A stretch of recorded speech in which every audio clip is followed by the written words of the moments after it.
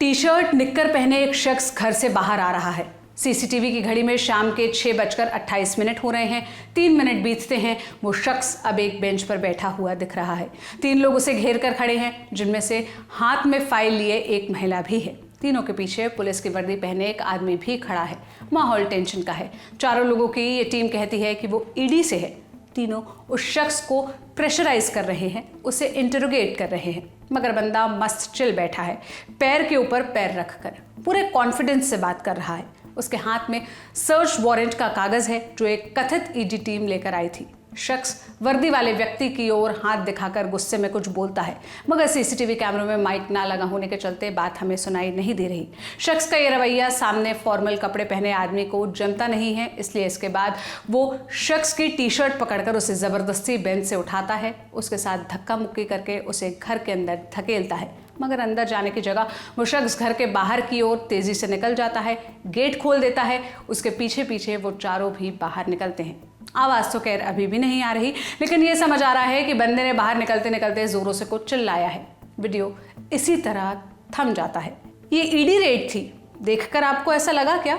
जिस व्यक्ति के घर पर ये ईडी रेड की गई उसे भी नहीं लगा।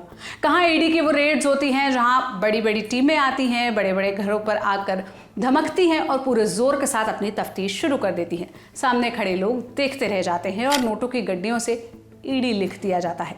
हालांकि ईडी रेड्स भी अपने आप में एक बहस का विषय है इन दिनों, लेकिन ये तो अलग ही चीज हो गई। इन चारों लोगों के स्पेशल 26 बनने की नाकाम कोशिश का पूरा किस्सा आपको इस वीडियो में सुनाते हैं। बात है यूपी के जिले मथुरा की। मथुरा के थाना गोविंद नगर इलाके में राधा ऑर्किड नाम की एक जगह है। यहाँ पर घर है अश्विन अग्रवाल का, जो एक सराफा व्यापारी है। सराफा एक ठीक ठाक बिजनेस है जिसमें ठीक ठाक कमाई भी हो जाती है। इतनी कमाई कि घर पर काम करने के लिए हाउस हेल्प तो हायर की ही जा सकती है। अश्विनी के घर पर भी ये लोग नियुक्त थे जो घर का काम करते थे, जिन्हें घर की लगभग सारी चीजों की जानकारी थी। घर पर कितने पैसे आ रहे हैं इस बात की भी। नौकर को लगा कि घर पर 70-80 करोड़ तो आराम से ही होंगे। इसकी जानकारी अपने साथियों को भी उसने दे डाली। फिर बना प्लान कि इन करोड़ों रुपए को अग्रवाल साहब के घर से अपने पास कैसे लिया जाए। फिर उन्हें याद आया कि ईडी की रेड इन दोनों बहुत चर्चा में है, जिसके बाद उन लोगों ने मिलकर ये तरकीब निकाली कि क्यों ना फर्जी ईडी बना जाए और सराफा व्यापारी को डराकर पैसे ऐंठे जाएं। बिना कोई खास मशक्कत के सीधे करोड़पति बन जाएंगे।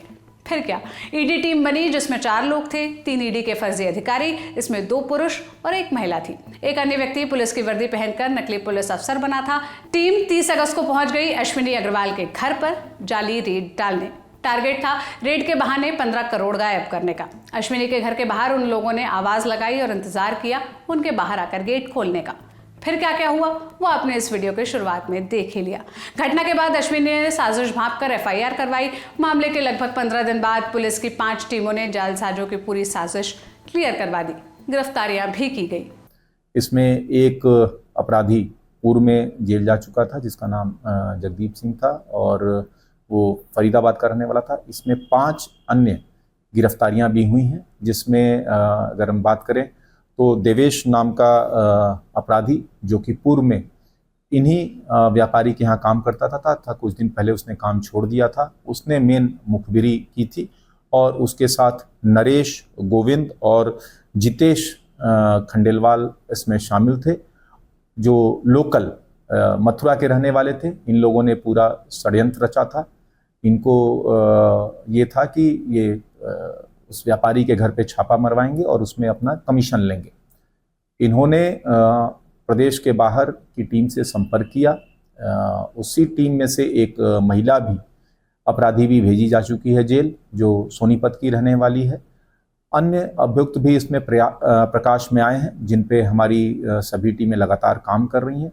इसमें अन्य अपराधियों की भी शीघ्र गिरफ्तारी करके इन सभी के विरुद्ध कठोरतम विधिक कार्रवाई सुनिश्चित की जाएगी। जिस आरोपी महिला को पुलिस ने गिरफ्तार किया है उसका नाम उजागर नहीं किया गया, लेकिन पुलिस ने उसकी कहानी जरूर बताई है जो बड़ी दिलचस्प है। महिला ने बीटेक किया है, एमटेक किया है, यहाँ तक कि पीएचडी भी की है। पीएचडी भी यूं ही करके नहीं छोड़ दी, बल्कि उसके बाद पढ़ाना शुरू किया। वो महिला दिल्ली की एक यूनिवर्सिटी में प्रोफेसर थी।